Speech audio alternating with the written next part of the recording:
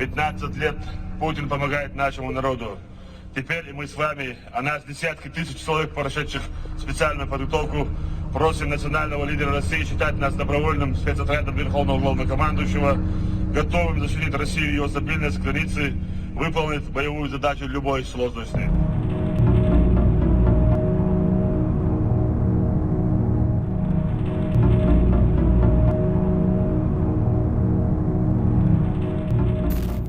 Бисмиллахир-рахманир-рахим. Ассаляму алейкум ва рахматуллахи ва баракатуху. Здравствуйте. Уже более 20 лет Чечня оккупирована Россией. И Путин руками Кадырова и кадыровцев превратили свободолюбивую Чечню в какой-то концлагерь. В Чечне находится около 109 нелегальных тюрем и около десяток секретных. И сейчас я вам расскажу про одну из таких тюрем. Так вот, нелегальная тюрьма – это такие помещения в зданиях РОВД, в отделении полиции, в наркоконтроле, в каких-то правоохранительных органах. В этих помещениях удерживаются незаконно люди, которых ранее похитили, запытали, заставили подписать признательные показания и фабрикуется на них уголовное дело. И пока это дело фабрикуется, их там удерживают. И за это время к ним подпускаются родственники, близкие, знакомые, дают передавать там, передачку, дают увидеться. И когда уже сотрудники кадырово-охранительных органов уже сфабриковали уголовное дело, с этим делом отправляют в СИЗО. Вот это и есть нелегальная тюрьма. А секретная тюрьма – это та же нелегальная тюрьма, только там все строже. То есть туда не подпускают родственников. В принципе, родственники не знают, что его близкий человек находится в этой тюрьме. То есть, если в нелегальной тюрьме близкие или родственники знали, где находится его близкий человек, а тут никто не знает. Даже подразделения силовых структур в Чечне, они не знают, где находятся эти секретные тюрьмы, потому что их очень мало по сравнению с нелегальными тюрьмами. И там все строго-настрого, не дают хоть какую-то информацию выйти из этой секретной тюрьмы. То есть никто не знает, где находится этот человек. Фактически бывает так, что как будто человек пропал. И, например, в той тюрьме, где я находился, там со мной сидел один парень, которого там он уже пробыл 1,5 года. И мать этого парня думала, что он просто пропал, потому что никаких вестей от этого парня не было нигде. И она подала в розыск о пропаже. Так вот, в эти секретные тюрьмы кидают каких-то личных врагов Кадырова, каких-то таких особо опасных, так сказать, людей режиму Кадырова, либо своих же людей, то есть своих же кадыровцев, каких-то начальников отделов, каких-то своих близких, родных.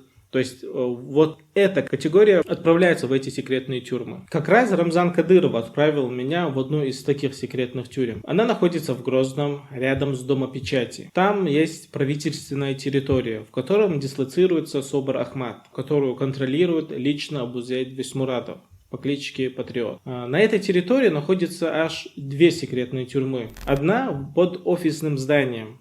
Там есть 4 камеры, также кладовая и карцер. Рядом с 4-й камерой находятся какие-то пыточные инструменты. Рядом с этой камерой как раз таки пытают человека. А потом после пыток отправляют в одну из 4 камер, либо в карцер. Вторая находится в казарме. Вход в эту тюрьму проходит через гараж. В этом гараже как раз и пытают людей. Все эти пытки, допросы, убийства, все эти мерзкие методы бывают в этом гараже. И через гараж можно пройти в маленький кабинет. Этот маленький кабинет разделяет оперскую комнату, где находятся кадыровцы и дежурят, и саму такую, так сказать, тюрьму. Там находится 7 тюремных камер, 2 карцера и санузел. Санузлом пользуются как раз сами кадыровцы. Условия там бесчеловечные, потому что похищенного, которого удерживают там, полностью изолируют. не дают ему позвонить родственникам, сказать, где он находится. Также и родственникам не говорят, где находится их близкий человек. И бывает так, что родственники думают, что человек, их близкий человек, уже умер, так как похищенного удерживают месяцами, потому что вот этого человека закинули в секретную тюрьму и его забывают. Прям. Потому что не фабрикуется уголовное дело, о нем никто не вспоминает. Просто закинули человека, и он там сидит месяцами, год, 2-3 года. И в прямом смысле он там гниет, так как бывали такие болезни, которые связаны там, с проказой и так далее. Только один раз в день выводят похищенных, чтобы справлять свою нужду в туалет. И только один раз в день дают какую-то баланду, такую скудную еду, которую они не дают даже своим собакам, которые у них на службе. И вот эти ежедневные похищения, которые там происходят, все эти пытки, все эти визги, которые человек, который находится в этих камерах, слышит эти ежедневные стоны и мольбы о помощи. И когда ты находишься в этой комнате, окруженной 4 стенами, и слышишь ежедневные эти мольбы о помощи, люди, которые находились там, уже сходили с ума. Бывали такие случаи, точнее не то, что бывали такие случаи, а часто бывало так, что люди хотели наложить на себя руки. И вот в таких условиях, бесчеловечных условиях, и удерживались люди месяцами. Все эти секретные тюрьмы контролируются самим Рамзаном Кадыровым. И он иногда посещает их и смотрит, кто там содержится, за что и так далее. Но представители, чтобы смотрели за этими тюрьмами, есть и свои представители от Кадырова. Например, именно для этой тюрьмы был Абузель Висмурадов, то есть он все контролировал и докладывал Рамзану Кадырову. И для этого он собрал группу оперативников, группу людей. Туда входили Шарип, Моусар, Али, также там был Зелимхан Махмуд Хаджиев. С ними в сотрудничестве работал и Иса Ибрагимов со своей группой людей. В эту группу входили и сам брат Иса Ибрагимова, и Джамлай Закариев. То есть эта группа людей относилась к Магомеду Даудову. И Магомед Даудов с патриотом делали результаты, похищали людей, пытали и потом отчитывались к Рамзану Кадырову. Кроме оперативников, в этих пытках и похищениях принимали участие и бойцы СОБРа Ахмата. На тот момент, в 2015 году, было 2 отряда. Первым отрядом руководил Магомед Тушаев, а другим Хас Магомед. И вот этот вот конвейер, который они устроили только в одной тюрьме, в одной секретной тюрьме, в которой я находился, это было... То есть они похитили столько людей, сотнями похищали каждый день. Если не каждый день, то через день всегда был какой-то похищенный человек. У каждой группы была своя работа. То есть группа Иса Ибрагимова занималась похищениями молодежи. В последующем его и поставили министром молодежи. Он вербовал людей, то есть вербовал молодежь, каких-то парней, подростков.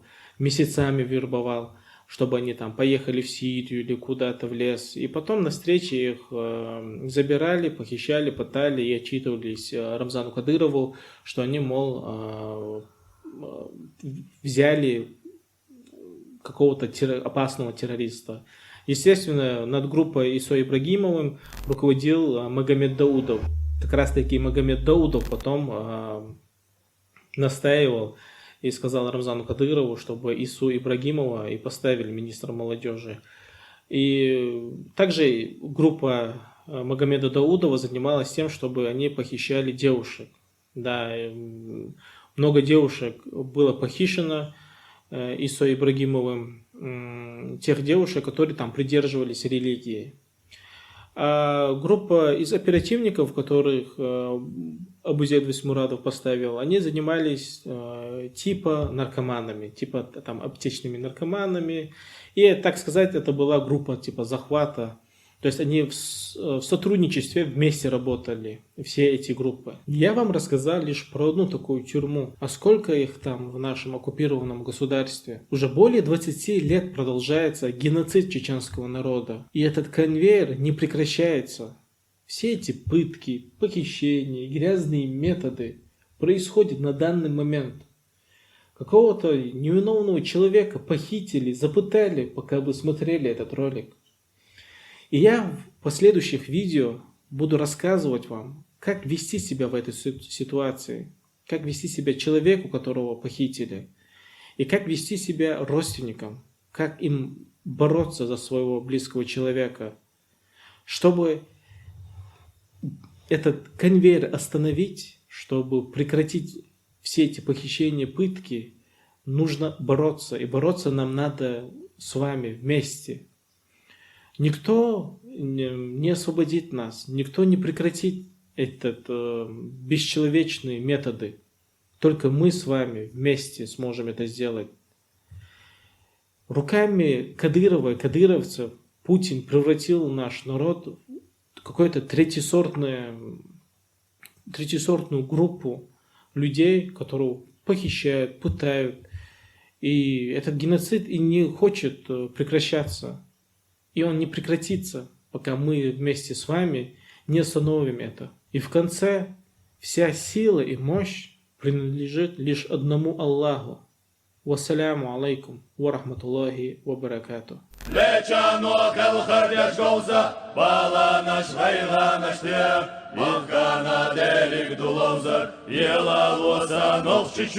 Вейдегенах керстащуалу, вейрца дайна дюэ, ларьёйла ховещудалла, буссулбаса нохчичуэ,